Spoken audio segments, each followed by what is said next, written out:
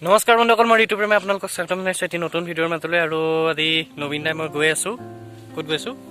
আমি যাম এজন ব্যক্তিৰ ওচৰলৈ যিজনে পুৰণি কিছুমান মুদ্ৰা সংৰক্ষণ কৰি ৰাখিছে, সেইবোৰ আমি চাবলৈ যাম এতিয়া গৌৰীসাগৰত জীৱন কৰ্মকাৰ। বলক তেনেহ'লে আমি ভিডিঅ'টো আৰম্ভ কৰোঁ। আপোনালোকে চায়ো আশা কৰোঁ আপোনালোকে ভাল পাব।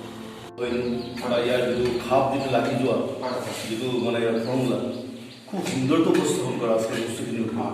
পিন্ধাগৰাকী দুখ নোপোৱাৰ কাৰণে তলটো সমান আছিল। হয়, মানে ইয়াত দুটা পাৰ্ট আছে, এটা ওপৰ পাৰ্টটো এক্সট্ৰা, তলৰ পাৰ্টটো এক্সট্ৰা, বেলেগ বেলেগ পাৰ্ট আছে। সেইকাৰণে আগত যিটো বনোৱা আছিলে ইয়াৰ ঠিক তেনেকৈ ক্লিপ আছিলে, এইটো দেখিছে কিজানি। হয়, এই ক্লিপবিলাক আছিলে, ক্লিপত মই লগাই পিনি বস্তুটো ঠিক চাবি টাইপ বুলি যিটো কোৱা হয়, বহুত উন্নত আছিলে। এতিয়া এই ধৰণে একো নিৰ্মাণ কৰিব নোৱাৰি, ইয়াৰ যিটো কাৰিকৰী নোৱাৰি ন? পাৰে, কিন্তু এতিয়া বস্তুটো মেচিন টাইপৰ। হয়, কিন্তু আগত গোটেই বস্তুবোৰ হাতেৰে বনোৱা আছে। এইবোৰ চব হাতেৰে, এই ফুলবিলাক চব এইবিলাক চব নক্সা বুলি কয়, নক্সা টাইপত কৰা হৈছিলে, যিটো বৰ্তমান সময়ত অকণমান কঠিন। আৰু এইটো কিহৰ ধাতুটো কিহৰ আছিলে? এইটো ৰূপৰ আছিলে। ৰূপৰ ওপৰত কিবা সোণ পানী চৰোৱা আছে। হয়, এইটো ইয়াত সোণ আছে। এইটো সোণৰ গোটেইটো সোণৰো আছিলে, কিন্তু সোণটো বৰ্তমান সময়ত খুব কম পোৱা যায়। বহুত মানুহে ভাঙি পেলালে, য'ত ইয়াত কিন্তু সোণো আছে। এইটো দেখিছে কিজানি, সোণৰো আছে। সেইখিনি সোণ পানী চৰোৱা। হয়, আৰু এইটো একেবাৰে পুৰা আহোম ৰাজত্বকালৰ বা পুৰণি দিনৰ এইটো হেৰি। হয়, এইটো কি বুলি কয়? ঢোলবিৰি। আৰু ইয়াৰ এইবোৰ পাথৰবোৰ, এইবোৰ কি পাথৰ? এইবোৰ চুন্নি বুলি কোৱা হয়, খুব মূল্যৱান পাথৰ এতিয়াৰ দিনত। হয়, আৰু ইয়াৰ গোটেইখিনি চুন্নি হয়। ইয়াৰ চুন্নি হয়, চুন্নি। আৰু প্লাছ ইয়াৰ বনোৱা কাৰুকাৰ্য অতি সুন্দৰ। হয়, বিশেষকৈ ইয়াৰ যিখিনি ডিজাইনখিনি খুব আগেদিবল আছিলে। মানে চব ইয়াৰ চব যুগবিলাক যিটো আছিলে মানে একদম সমান, মানে বহুত এনেকুৱা সৰু ডাঙৰ আৰু খুব সৰু সৰু ডিজাইন। এইবোৰ হাতেৰে বনোৱা, চব হাতেৰে বনোৱা হয়। ইয়াত কোনো মেচিন নাছিলে তেতিয়া, চব পিটি বনোৱা হৈছিলে। হয় নেকি? আজিকালি কেনেকৈ বনাই? আজিকালি চব মেচিন আছে তেনেকুৱা। ইয়াৰ কিবা এটা পাৰ্ট কৰিলে এইটো মেচিনত দিলে ডাঙৰ হ'ল। আগত চব পিটি কৰা হয়। আপোনালোকক দেখুৱাইছোঁ, এইটো সেই আহোম ৰাজত্বকালৰ দুগদুগী। আহোম ৰাজত্বকালৰ দুগদুগী। ইয়াৰ বৈশিষ্ট্যটো কি ধৰণৰ আছে? এইটো বহুত পৌৰাণিক কাৰিকৰী। ইয়াৰ কাৰিকৰী মানে ইয়াৰ যিখিনি বাছৰ ইয়াত সাজি থোৱা আছে, প্ৰত্যেকটা এক্সট্ৰা বক্সৰ ভিতৰত ইয়াত যদি ভাঙি দিয়া হয়, তেতিয়া সি পাৰ্টকে ওলাই আহে। পাৰ্টকে এইবোৰ চব পাৰ্টকে বনোৱা। এইটো সোণৰ। কিমান মান সোণ ওলাব? ইয়াত সম্ভৱ খুব বেছি ওলাব 3 গ্ৰাম মান ওলাব। 3 গ্ৰাম মান সোণ ওলাব। মানে ওলাই, কিন্তু ওলাব লাগে, মানে হৈ গ'ল। আৰু আচৰিত কথা কি, ইয়াৰ পিছফালেও নক্সা আছে। গোটেই নক্সাৰ ওপৰতে ইয়াত বাহতে গ'ল। আৰু ইয়াৰ ভিতৰত লা আছে।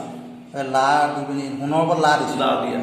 আৰু যি জানিব পাৰিছোঁ, ইয়াত যিখিনি জইন হয়, বেছিভাগ আপোনাৰ পাৰৰ গু, এনেকুৱা টাইপৰ কিছুমান বস্তু, যিবিলাক ধৰক আপোনাৰ পাৰৰ গু প্লাছ বৰা চৰা, এনেকুৱা টাইপৰ কিছুমান বস্তু দি মেডিচিনটো বনোৱা হৈছে। তেতিয়া আপুনি কথাটো কৈছিল, আপুনি অনুভৱ কৰিছে, কেতিয়াবা কৰিছে? এইটো ঠিক তেনেকৈ ক'ব নোৱাৰি। মানুহে বিভিন্ন ঠাইৰ পৰা আপুনি দিখৌমুখ অঞ্চলৰ পৰা অহা, মানে য'ৰ অঞ্চলৰ পৰা বিভিন্ন ঠাইৰ পৰা অনুভৱ কৰিছে। কিমান দিন ধৰি অনুভৱ কৰি আহিছে? মোৰতো এইটো 87 চনৰ পৰা মোৰ এই চখটো আহিলে। তেতিয়াৰ পৰা বুজাই থকা হৈছে। আৰু আছিলে, কিন্তু মোৰ ঘৰ জুই জ্বলোতে এইখিনি অলপ নাইকিয়া হৈ গ'ল। ঘৰ কি আপোনাৰ জুই লাগিছিল। তেতিয়া মানে বহুত মুদ্ৰা মোৰ নাইকিয়া হৈ গ'ল। এতিয়া মই এতিয়া ইয়াতো মোৰ উন্নত কিছুমান আছে। উন্নত মানে বহুত পৌৰাণিক আছিলে, পুৰণি মুদ্ৰা আছে। তেতিয়া মানে অলপ আগৰ টকাও আছিলে কিছুমানৰ, মানে দেশৰ প্লাছ মুদ্ৰাও আছে। মুদ্ৰাখিনি মই নাপালোঁ বাৰু, সেইখিনি তাত পিছত দেখুওৱা। বিভিন্ন দেশৰ মুদ্ৰা, এইখিনি টকা তেওঁ সংগ্ৰহ কৰি ৰাখিছে। এইবোৰ আমাক দেখুৱাইছে। এইটো ভাষাটো আপোনালোকে কিবা বুজি পাইছেনে? একো বুজি পোৱা নাই। এইটো হৈছে আৰবৰ পইচা। ইয়াত ইংৰাজীত এইটো লিখা আছে, চৌদি আৰবৰ United Arab emirates central bank. এইটো চৌদি আৰবৰ পইচা। তেনেকৈ এইটো এটা পইচা আছে, এইটো কিমান, ৰয়েল মনিটাৰী অথৰিটি অফ, এইটো ভূটান। এইটো ভূটানৰ পইচা। এইটো বাংলাদেশৰ এইবোৰ 10 টকা। এইটো ক'ৰ পইচা? এইটো আমি ভাষাটো বুজি পোৱা নাই। এইটো কোনোবা এখন দেশৰ পইচা। আৰু এইটো নেপালৰ, এইটো নেপালৰ পইচা। তেনেকৈ এইটো আছে, এইটো বাংলাদেশৰ ধৰি পৰিছে। আৰু এইটো ষ্টেট বেংক অফ পাকিস্তান। এটা আলি দিনাৰ ফটো।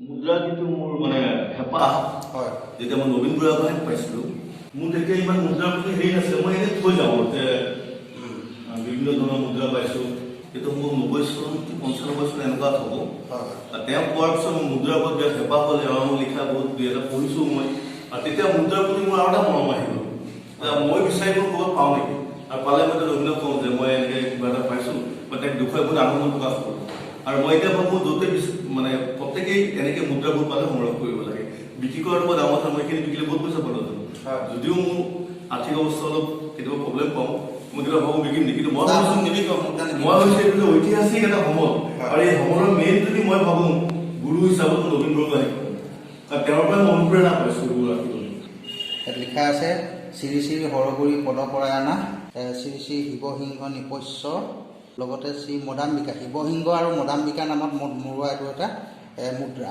এনেকুৱা ইয়াত বিভিন্ন মুদ্ৰা আছে এইটো আপোনাৰ কিবা বেলেগ ভাষাত লিখা আছে এইটো আমি বুজি পোৱা নাই কি ভাষা আছে এইটো 16 অনা বুলি কয় 16 অনীয়া মুদ্ৰা এইটো আৰু মুদ্ৰাটো দেখিবলৈ পোৱা যায় ইয়াত এটা ড্ৰেগনৰ ছাপ আছে এইটো ড্ৰেগনৰ ছাপ দেখিবলৈ পোৱা গৈছে এইটো শিৱসিংহৰ দিনৰ মুদ্ৰা এইটো 1654 চনত এখন নিৰ্মাণ এইখিনি হৈছে ব্ৰিটিছ টাইমৰ মুদ্ৰা আৰু ইয়াত সোণৰ আছে এইটো কি বুলি কয় আকৌ চৌদিয়া বুলি কৈছোঁ এইটো চৰতীয়া বুলি কয় এইটো সোণৰ মুদ্ৰা এইটো শ্ৰী ৰাজেশ্বৰ সিংহৰ দিনৰ চৰতীয়া মুদ্ৰা চৰতীয়া 3 ৰতীয়া